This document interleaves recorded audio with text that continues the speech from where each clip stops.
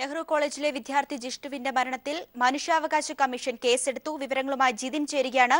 ജിതിൻ, എന്തൊക്കെയാണ് കൂടുതൽ വിവരങ്ങൾ? ഗ്രീഷ്മ, ജിഷ്ണുവിന്റെ ആത്മഹത്യയും നെഹ്റു കോളേജിലെ മറ്റു സംഭവങ്ങളും അന്വേഷിക്കണമെന്ന് ആവശ്യപ്പെട്ടുള്ള പരാതിയിലാണ് മനുഷ്യാവകാശ കമ്മീഷൻ കേസെടുത്തിരിക്കുന്നത്. ജിഷ്ണുവിന്റെ ആത്മഹത്യ, ഒപ്പം തന്നെ കോളേജിൽ ഇടിമുറി പ്രവർത്തിക്കുന്നു എന്നതടക്കമുള്ള ആരോപണങ്ങൾ എല്ലാം തന്നെ അന്വേഷിക്കണമെന്ന് മനുഷ്യാവകാശ കമ്മീഷൻ കേസെടുത്തുകൊണ്ടുള്ള ഉത്തരവിൽ പറയുന്നു. ഒപ്പം തന്നെ സംഭവത്തിൽ കോളേജ് മാനേജ്മെന്റിനോടും കേരള സാങ്കേതിക സർവകലാശാലയോടും തൃശൂർ ജില്ലാ പോലീസ് മേധാവിയോടും റിപ്പോർട്ട് ആവശ്യപ്പെട്ടിട്ടുണ്ട്.